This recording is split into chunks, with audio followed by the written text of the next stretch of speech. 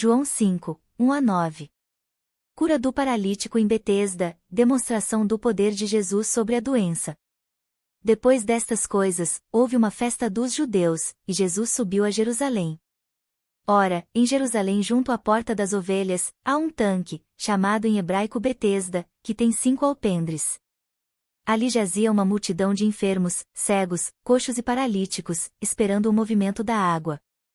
Porque um anjo descia de tempos em tempos ao tanque e agitava a água, e o primeiro que ali entrava depois do movimento da água ficava curado de qualquer enfermidade que tivesse.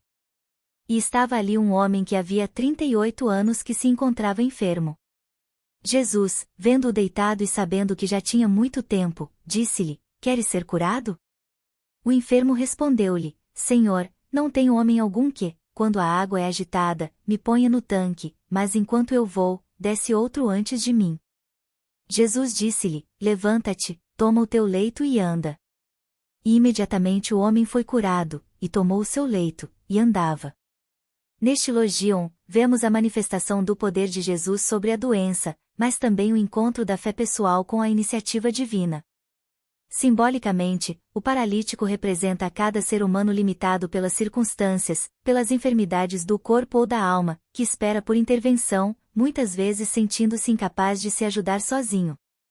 O tanque de Betesda simboliza os meios humanos de esperança, que têm limites, enquanto Jesus representa a ação direta de Deus, que transcende qualquer dificuldade natural. Compreender este ensino ajuda a curar sentimentos de impotência, desânimo, resignação e falta de fé.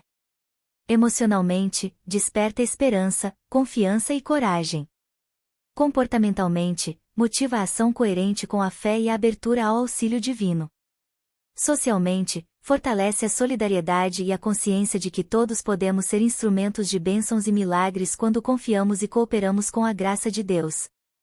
As virtudes despertadas incluem fé, paciência, coragem, humildade e gratidão.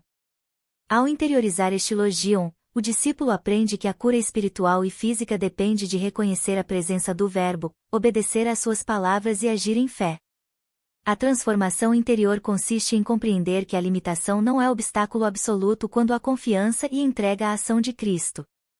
Na prática, devemos abrir nosso coração para receber a graça divina, não esperar passivamente pelos acontecimentos, mas agir quando a direção do Espírito se manifesta, confiando na palavra e no poder de Jesus.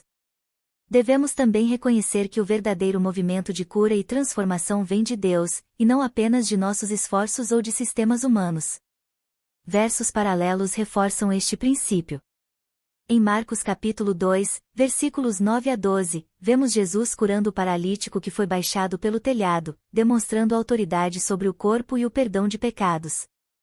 Em Mateus capítulo 9, versículo 6, ele diz: Para que saibais que o Filho do Homem tem autoridade sobre a terra para perdoar pecados, então disse ao paralítico: Levanta-te, toma o teu leito e vai para a tua casa. Em Tiago capítulo 5, versículo 15, está escrito: E a oração da fé salvará o enfermo, e o Senhor o levantará, e se houver cometido pecados, ser-lhe-ão perdoados. Este Logion nos ensina que a fé ativa, aliada à palavra de Jesus, produz transformação real e imediata. Viver este ensinamento nos aproxima da mente de Cristo, que deseja que sejamos conscientes da presença do Espírito, receptivos à sua ação, e corajosos para obedecer às instruções divinas, mesmo quando tudo parece impossível. Logion 2, João 5, 10-15. Controvérsia com os judeus sobre a cura no sábado, instrução e revelação da autoridade de Jesus. Ora, os judeus repreenderam o homem que fora curado, porque havia levado o seu leito no sábado. Mas ele lhes respondeu: Aquele que me curou, esse me disse: Toma o teu leito e anda. Então lhe perguntaram: Quem é o homem que te disse: Toma o teu leito e anda? Ora, aquele homem que fora curado não sabia quem era, porque Jesus se tinha retirado da multidão que estava naquele lugar. Depois Jesus o encontrou no templo e disse-lhe: Eis que estás são, e não peques mais, para que não te suceda coisa pior. E o homem foi anunciar aos judeus que Jesus era quem o tinha curado. Neste Logion, vemos o poder de Jesus não apenas sobre a doença física, mas também sobre as convenções humanas e religiosas que muitas vezes limitam a ação da graça. Simbolicamente, o sábado representa as leis e regras externas, que podem se tornar obstáculos à vida plena quando são seguidas de forma rígida, sem espírito de misericórdia. A cura no sábado demonstra que a autoridade do Verbo transcende qualquer limitação humana e que a obediência à ação de Deus deve ter precedência sobre interpretações estreitas da lei. Compreender este ensinamento ajuda a resolver problemas de rigidez mental, julgamento precipitado, orgulho religioso, medo de quebrar regras e dependência excessiva de normas externas. Emocionalmente, promove liberdade, confiança em Deus e coragem para viver a fé de forma autêntica. Comportamentalmente, motiva a agir segundo o Espírito, a ouvir a palavra de Jesus e a aplicar a misericórdia antes da crítica. Socialmente, cultiva compreensão, tolerância e respeito pela ação divina na vida dos outros, evitando conflitos desnecessários por dogmas. As virtudes despertadas incluem fé, coragem, humildade, discernimento e reverência à autoridade de Deus. A transformação interior ocorre quando o discípulo entende que viver em obediência a Cristo significa priorizar a ação da graça sobre a rigidez humana, libertando-se de medos e preconceitos. Também desperta a responsabilidade pessoal. Não peques mais, indicando que a cura divina exige uma resposta consciente de mudança de vida. Na prática, devemos reconhecer a autoridade de Cristo em todas as áreas de nossa vida, ouvir sua palavra e agir em fé, mesmo quando parecer contrário às normas humanas. Devemos estar atentos à oportunidade de agir com misericórdia e ajudar o próximo, sem nos prendermos apenas a regras externas. Versos paralelos reforçam este princípio. Em Mateus capítulo 12, versículos 11 e 12, Jesus diz: Qual dentre vós será que tiver uma ovelha e se ela cair em um sábado, não a segurará e a levantará? Em Marcos capítulo 2, versículo 23, ele também ensina que o sábado foi feito por causa do homem, e não o homem por causa do sábado. Em Tiago capítulo 1, versículo 22, encontramos: Sede praticantes da palavra, e não somente ouvintes, enganando-vos a vós mesmos. Este elogio nos ensina que a fé verdadeira e a ação de Cristo não se limitam às regras humanas, que viver de acordo com a palavra de Jesus nos liberta da escravidão do legalismo e nos aproxima da mente de Cristo, que deseja que a vida seja guiada pelo Espírito, pela misericórdia e pelo discernimento. Logium 3, João 5, 16 a 18.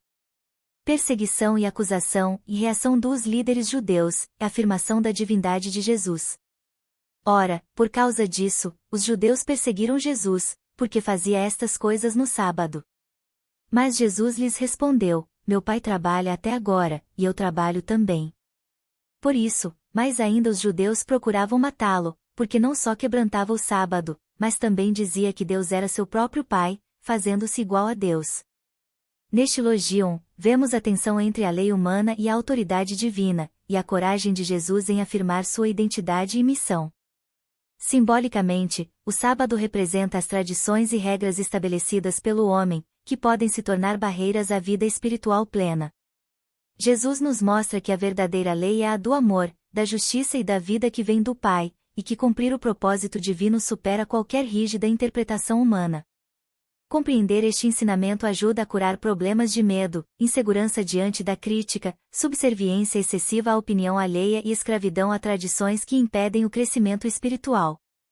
No plano emocional, nos ensina a manter firmeza, confiança e serenidade diante de perseguições ou incompreensões. No comportamento, desperta coragem, autenticidade e compromisso com a verdade de Deus, mesmo quando enfrentamos oposição social. Socialmente, promove discernimento e tolerância, reconhecendo que a autoridade de Deus está acima da humana.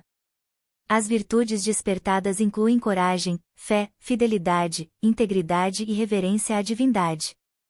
A transformação interior ocorre quando entendemos que viver a fé significa abraçar o propósito de Deus em nossas vidas, independentemente das críticas ou rejeições humanas. Nos torna conscientes de que a presença do Verbo Divino nos fortalece para agir com justiça e amor, mesmo diante de oposição. Na prática, este elogio nos convida a confiar no trabalho do Pai em nós e ao nosso redor, a não temer a incompreensão ou a rejeição de outros, e a agir sempre em consonância com a vontade divina, priorizando o Espírito sobre a letra da lei. Versos paralelos reforçam este princípio. Em Mateus capítulo 12, versículo 11 e 12, Jesus diz: Qual dentre vós será que tiver uma ovelha e se ela cair em um sábado, não a levantará? Em Lucas capítulo 6, versículo 9, ele reafirma: o Filho do Homem é Senhor do sábado. Em Isaías capítulo 43, versículo 10, lemos: antes de mim não foi formado Deus algum, e depois de mim nenhum haverá. Em Filipenses capítulo 2, versículo 6, Paulo descreve Cristo como sendo em forma de Deus, que não considerou a igualdade com Deus algo a que se apegasse, mas se esvaziou por amor à humanidade. Este elogio nos ensina que afirmar a verdade divina exige coragem e fidelidade, que a autoridade de Deus transcende a lei humana e que nossa vida espiritual deve estar enraizada na ação do Pai. Viver este ensino nos aproxima da mente de Cristo, que nos chama a agir com autenticidade, confiança e reverência à divindade, mesmo quando enfrentamos oposição. Logion 4, João 5, 19 a 23. Relação do Filho com o Pai, autoridade e julgamento: ninguém conhece o Filho sem o Pai. Então Jesus respondeu e disse-lhes: em verdade vos digo, o Filho não pode fazer coisa alguma de si mesmo, mas apenas o que vê fazer ao Pai, porque tudo quanto ele faz, o Filho também faz igualmente. Pois o Pai ama o Filho e mostra-lhe tudo o que faz, e maiores obras do que estas vos mostrarei, para que vos admireis. Porque assim como o Pai ressuscita os mortos e lhes dá vida, assim também o Filho dá vida a quem quer. E o Pai não julga ninguém, mas deu todo o julgamento ao Filho, para que todos honrem o Filho, assim como honram o Pai. Quem não honra o Filho, não honra o Pai que o enviou. Neste Logion, vemos a profunda relação entre Jesus e o Pai, onde cada ação do Filho reflete a vontade e o amor do Pai. Simbolicamente, a passagem revela que o discernimento espiritual, a verdadeira vida e o julgamento não podem existir separados da unidade com Deus. Jesus nos mostra que a autoridade divina se manifesta em serviço, amor e comunicação direta com o Pai, e que reconhecer esta autoridade é reconhecer a fonte da vida. Compreender este ensino ajuda a curar problemas de confusão espiritual, falta de direção, medo do julgamento humano e sensação de separação de Deus. Emocionalmente, nos dá segurança, confiança e reverência, sabendo que todo o julgamento e a vida verdadeira estão nas mãos de Deus. No comportamento, desperta obediência consciente, integridade e respeito pelo plano divino, mesmo quando ele desafia as convenções humanas. Socialmente, promove humildade, reverência e reconhecimento da autoridade legítima, prevenindo orgulho, arrogância ou competição injusta. As virtudes despertadas incluem fidelidade, honra, humildade, discernimento e reverência. A transformação interior ocorre quando compreendemos que nossa vida espiritual deve ser guiada pela vontade de Deus, e que ao honrar o Filho, honramos o Pai. Viver este ensino nos conecta à unidade divina, permitindo que nossos pensamentos, ações e decisões reflitam a sabedoria do Pai. Na prática, este elogio nos convida a buscar alinhamento constante com Deus em tudo o que fazemos, a confiar na orientação do Espírito Santo, e a reconhecer a autoridade de Cristo em nossa vida, sem medo de críticas humanas. Versos paralelos reforçam este princípio. Em João capítulo 8, versículo 18, lemos: eu e o Pai somos um. Em João capítulo 10, versículo 30, está escrito: eu e o Pai somos um. Em Colossenses capítulo 3, versículo 10, Paulo afirma que somos renovados à imagem de Deus, refletindo a vida divina em nossas ações. Em Filipenses capítulo 2, versículos 5 a 6, somos chamados a ter a mente de Cristo, que se humilhou obedecendo à vontade do Pai. Este elogio nos ensina que a vida plena, a autoridade verdadeira e o julgamento justo vêm somente da unidade com Deus. Viver este ensinamento nos aproxima da mente de Cristo, nos ensinando a agir em comunhão com o Pai, reconhecendo sua presença em todas as nossas ações, pensamentos e decisões.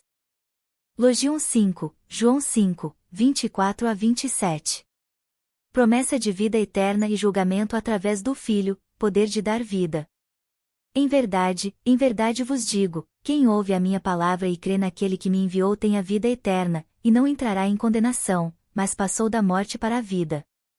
Em verdade vos digo, vem a hora, e já chegou, em que os mortos ouvirão a voz do Filho de Deus, e os que a ouvirem viverão.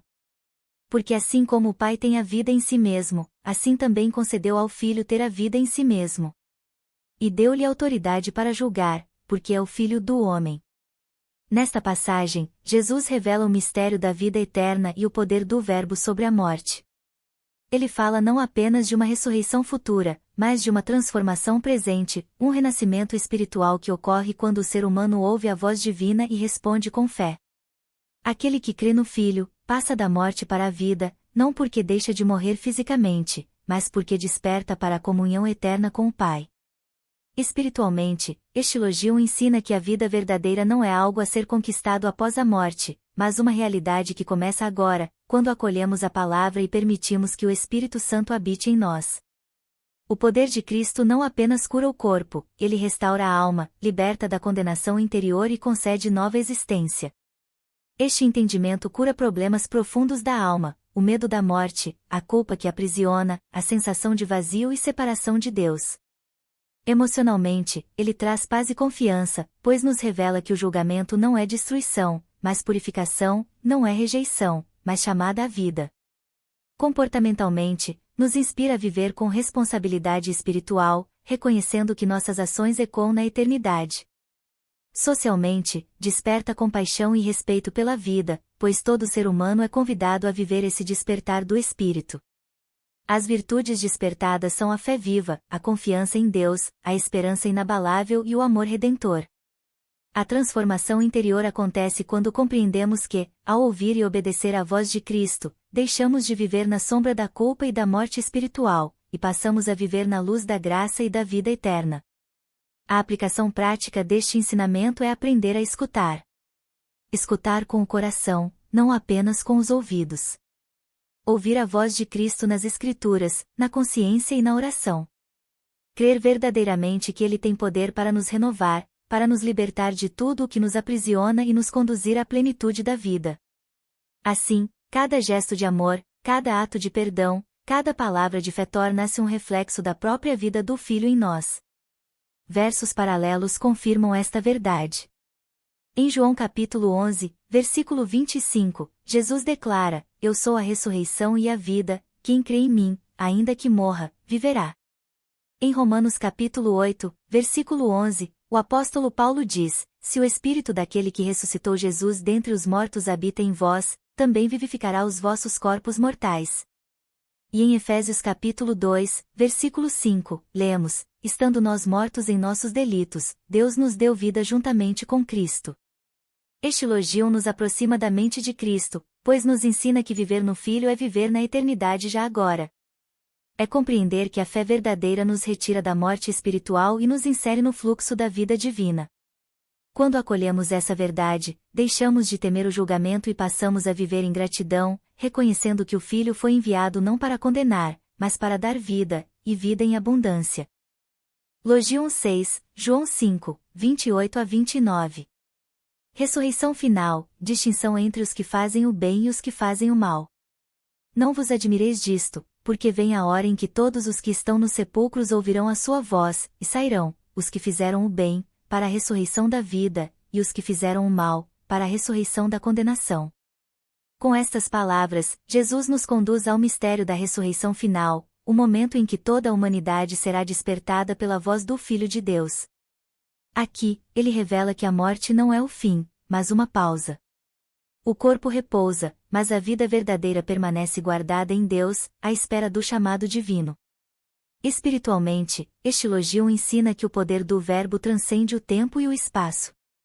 A voz de Cristo não apenas desperta os mortos físicos, mas também aqueles que vivem espiritualmente adormecidos.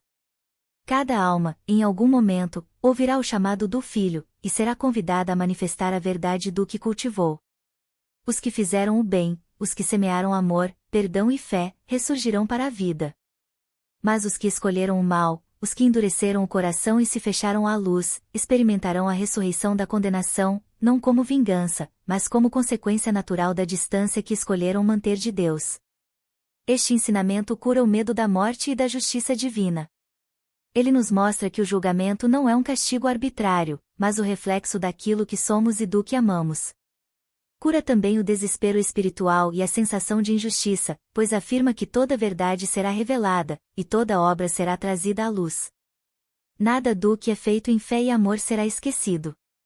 As virtudes despertadas por este entendimento são a responsabilidade espiritual, a esperança e a retidão. Ele desperta o senso de eternidade e nos convida à vigilância do coração.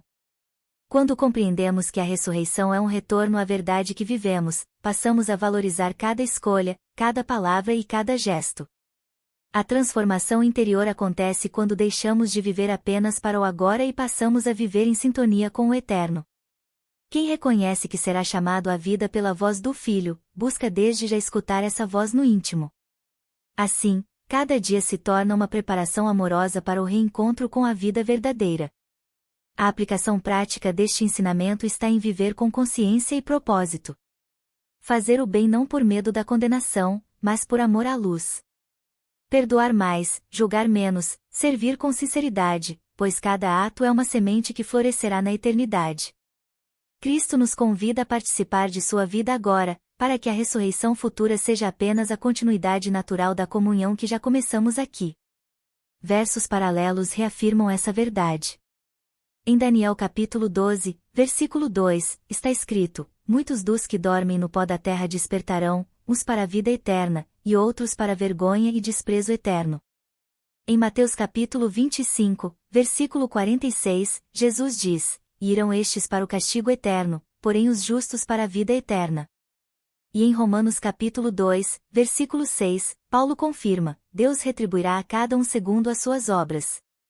Este elogio nos aproxima da mente de Cristo porque revela a justiça perfeita e misericordiosa do Pai. Mostra que o amor é a medida de todas as coisas, e que cada alma colherá conforme o fruto que gerou.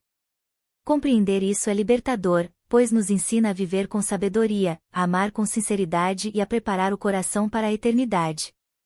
Quem ouve a voz do Filho e a segue, já participa da ressurreição da vida, e caminha, passo a passo, em direção à plenitude do reino de Deus.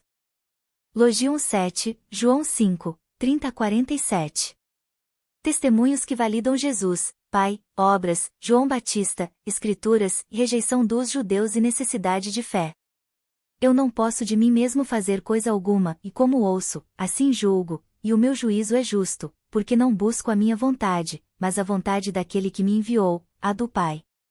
Se eu testifico de mim mesmo, o meu testemunho não é verdadeiro. Há outro que testifica de mim, e sei que o testemunho que ele dá de mim é verdadeiro. Vós mandastes mensageiros a João, e ele deu testemunho da verdade. Eu, porém, não recebo testemunho de homem algum, mas digo isto para que sejais salvos. Ele era a lâmpada que ardia e alumiava, e vós quisestes alegrar-vos por um pouco de tempo com a sua luz.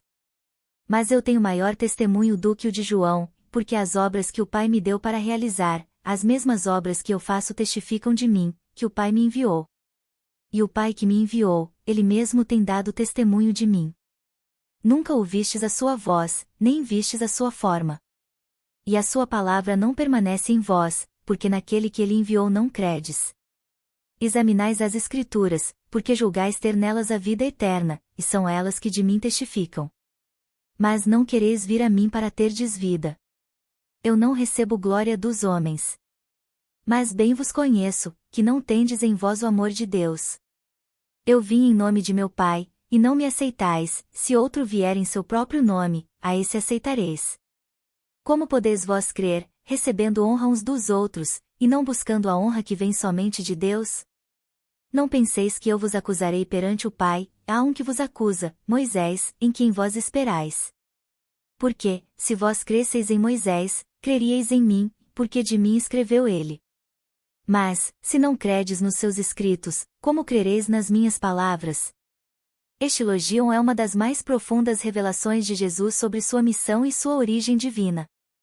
Aqui, ele fala não apenas de sua autoridade, mas da harmonia perfeita entre o Filho e o Pai. Jesus não age por vontade própria, mas manifesta a vontade eterna do Pai, expressando a justiça perfeita que não nasce do ego, mas do amor e da obediência divina. O Mestre apresenta 4 testemunhos que confirmam sua identidade, o de João Batista, o das obras que realiza, o do próprio Pai e o das Escrituras.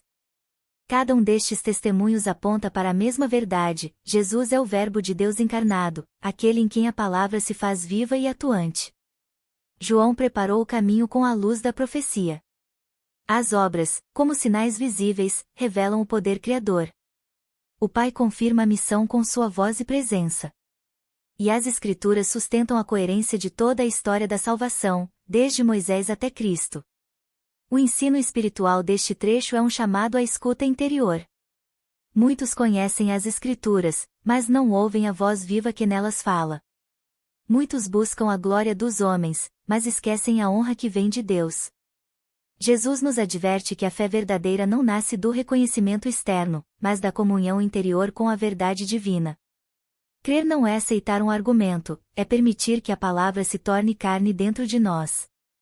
Este entendimento cura o orgulho espiritual e a cegueira religiosa. Cura o hábito de buscar reconhecimento e poder em vez de comunhão e amor. Liberta da idolatria das formas, da frieza do saber sem vida, e da resistência ao espírito. Espiritualmente, este elogio nos chama a ouvir com o coração e a reconhecer o Cristo não apenas nas palavras escritas, mas na vida que ele comunica. As virtudes despertadas são a humildade, a fé viva, o discernimento e o amor pela verdade.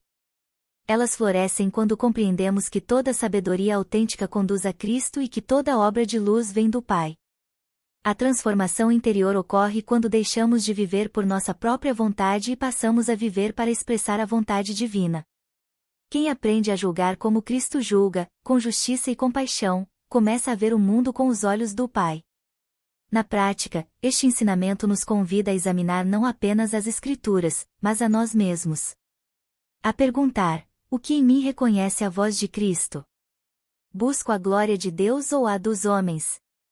Sinto o amor de Deus em mim, ou apenas conheço o nome dele? Essas perguntas despertam a consciência e nos conduzem ao encontro real com o Verbo. Versos paralelos reforçam esta mensagem. Em Mateus capítulo 11, versículo 27, Jesus declara: todas as coisas me foram entregues por meu Pai, e ninguém conhece o Filho senão o Pai, e ninguém conhece o Pai senão o Filho, e aquele a quem o Filho o quiser revelar. Em João capítulo 10, versículo 25, ele diz: as obras que eu faço em nome de meu Pai, essas dão testemunho de mim. E em Romanos capítulo 1, versículo 19, Paulo ensina: o que de Deus se pode conhecer nele se manifesta, porque Deus lhes manifestou. O Logion conclui afirmando que a verdadeira fé não é possível sem amor. Aqueles que recusam o Filho não o fazem por falta de provas, mas por falta de abertura interior. Por isso, compreender este ensinamento é permitir que o Espírito Santo converta o entendimento em comunhão. A síntese deste ensinamento é clara: o Cristo não precisa provar sua divindade, ele a manifesta. O Pai testifica em ele, as obras o confirmam, e as Escrituras o revelam. A nós, resta a fé viva, a escuta atenta e o amor verdadeiro. Quando buscamos a glória que vem de Deus, encontramos a verdade que liberta e participamos da mente de Cristo, que julga com justiça e ama com pureza. Assim, o Verbo se torna novamente audível em nossas vidas, e o coração humano se transforma em um templo onde o Pai e o Filho habitam em perfeita unidade.